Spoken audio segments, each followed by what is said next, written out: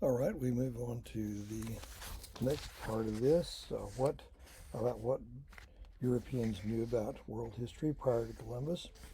There were a couple of new quote unquote sources of information coming along. One of them had been around for a while, but very few people had access to it. There are basically two. The first involved, we would say, Italian. In those days, Italy was not one country divided into all these city states. I'm not even sure which one he was from. His name was Marco Polo. He lived in the 13th century. So, in 1272, the story goes, Marco Polo, along with his father and his uncle, traveled all the way to China. Europeans virtually never did that. And they lived there for about 20 years. They not only met the Chinese emperor, they became trusted officials in his court.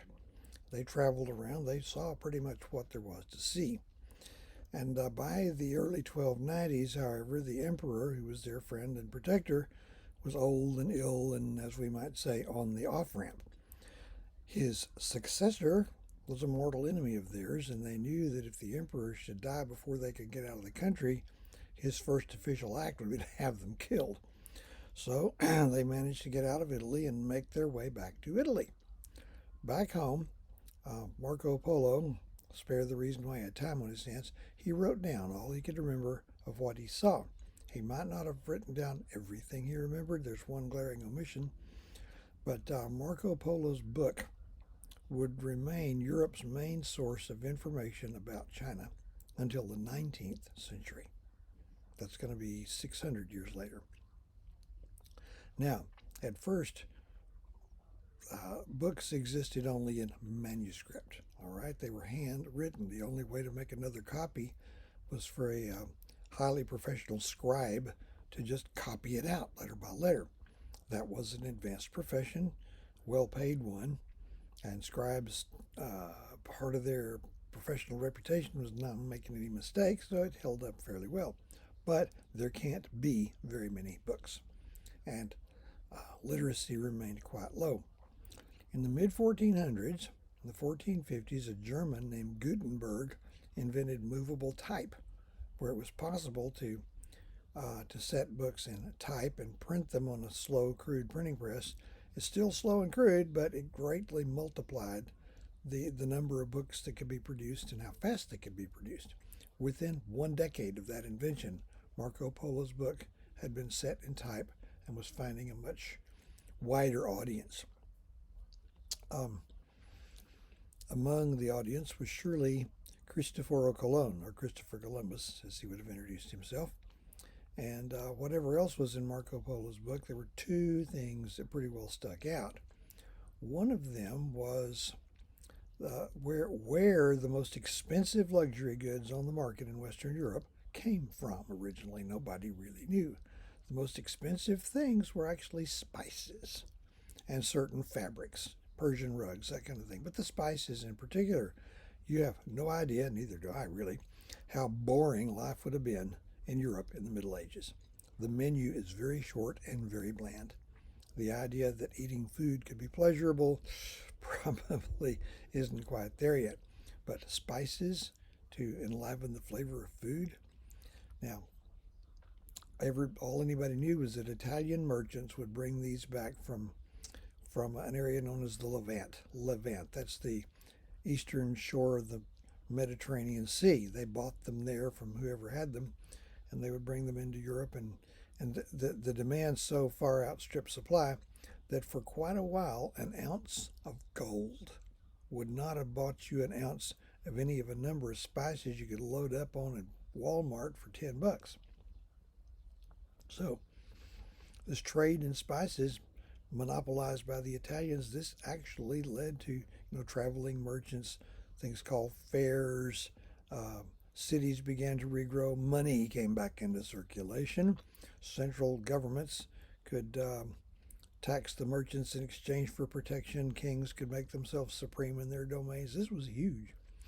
But where did it come from? Nobody really thought about that. Well, Marco Polo revealed the secret. It originated in the Far East, in China. The reason it's so expensive is by the time that stuff makes its way over land, being bought and sold and stolen and ransomed and carried by a slow sailing ship and camel caravans and all of that for thousands of miles. By the time it gets to the eastern Mediterranean, the price has lost all reference to its original price. And then it's taken into Europe by the Italians, who mark it up a few 100% more and sell it to the rich and famous. Excuse me. That was uncourteous, wasn't it? The thing is, I'm afraid I'm going to leave out. At the source, this stuff was plentiful and cheap.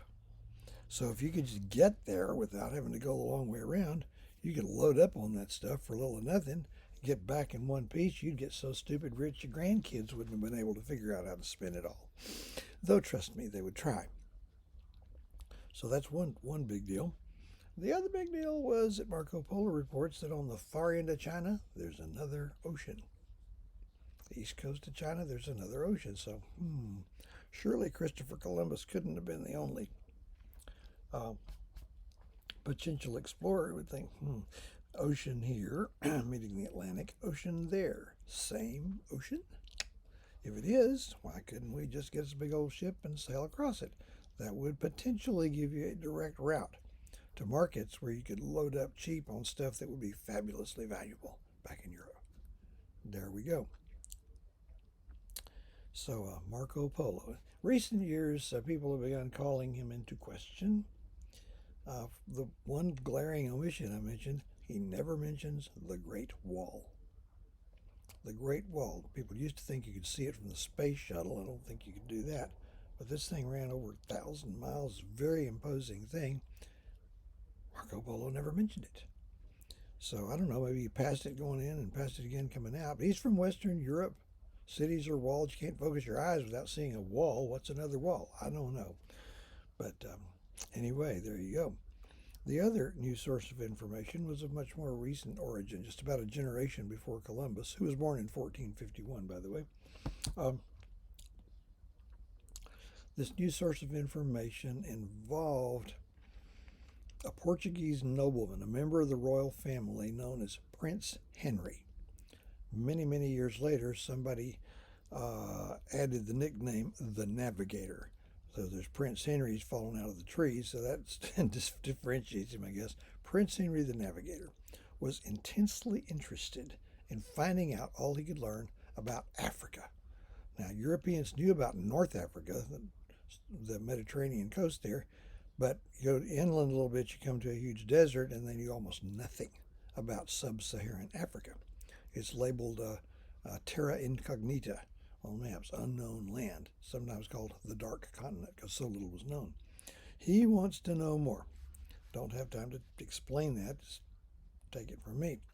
So he brought together in Portugal, which is Portugal's a little country, kind of north-south. It's on the west coast of the same peninsula where Spain is. Okay. All the experts he could find in map making, also known as cartography, ship design, ocean navigation, all of that stuff. It was referred to as a school, but not a school where you take courses. It was just a gather. It's a think tank, and they find that brainy people can push back the frontiers of knowledge much faster working together than they can all scattered out. So out of this came improved maps, an improvement in the design of a navigational instrument they already had known as an astrolabe, where you can calculate how far north or south you are even out on the middle of the ocean, and an improved ship design, a type of a small but very seaworthy type of ship known as a caravel. Caravels had triangular sails, very navigable. They were capable of crossing the Atlantic Ocean, as it turned out. That will come in handy. The other thing Prince Henry did was to sponsor a series of exploratory voyages. He didn't go himself, he sent people down the west coast of Africa. And this went on for decades. The Portuguese royal family continued them after Prince Henry died because they were bringing some results here. Why did it take so many tries? Well, the sailors were superstitious, and you're sailing south along the coast, you're sailing toward the equator, What happens to the temperature as you draw near to the equator? You're right, it gets hotter. There's an explanation for that, isn't there? What lurks off the coast of Africa? You remember? The gates of hell. So they thought they were getting closer. We better turn back, boys. I can already feel the heat. They were from southern Portugal. So they would go until they, lost their courage and turned back, and the next one a little farther, next one a little farther. Eventually, they find that equatorial Africa is a very hot, humid, unhealthful place, very uncomfortable place, but for all that, it is no closer, nor I guess any farther away from the gates of hell than any other point on the surface of the globe. In 1487, I think it was, a Portuguese ship rounded the Cape of Good Hope. That's the southern tip of Africa. They just showed that you could go around Africa. Until then, they believed Africa connected with Antarctica. Well, that turned that corner, and the road to the east lies open. Before the 1400s were over, a Portuguese ship had sailed around Africa to India, loaded up on luxury goods, and made it back to Portugal again. Bingo! That broke the monopoly of the Italian merchants. It also put great pressure on their neighbor Spain to duplicate that. Portugal and Spain in 1493, shortly after Columbus's discovery, reached a treaty brokered by the Pope. It's called the Treaty of Tordesillas. You don't need to remember that, where this line was drawn on the globe from the North Pole to the South, and Portugal had dibs on any not Christian lands east of that, Spain anything to the west. It cut just across the eastern tip of what is now Brazil. In 1494, they moved it westward a bit. That is why Brazil is a Portuguese-speaking country. So Spain was forbidden by the treaty from going east around Africa. By the way, sailing south around Africa to get to the east was the route that Europeans took to get there until the Suez Canal opened in 1869. Okay. A westerly route proved to be impractical, as we'll see. So that's all going on. So that's new sources of information. Okay, who was Christopher Columbus? Christopher Columbus was born in Genoa, in what's now Italy, in 1451. He was born into a family of weavers, and usually you learned the family trade and you continued that generation after generation. He opted to become a sailor. His brothers were weavers. And so he signed on with the ship and had a career as a sailor. Of course, as just a crew member at first, but he works his way up. And he sailed pretty much anywhere a ship would be sailed in those days, into the Mediterranean, islands off Africa, down the African coast a bit, northern Europe, Iceland. And he picked up some stuff. He became an expert at that. That may be where he detected a little bit of information that came in handy later when he's going to try to sail to the Far East. The wind off southwestern Europe blows in a southwesterly direction pretty much all the time. So you got an easy voyage going out. Coming back, you'd be sailing into the wind. That's possible for a really experienced sailor, but it takes a long time. You're going to run out of food.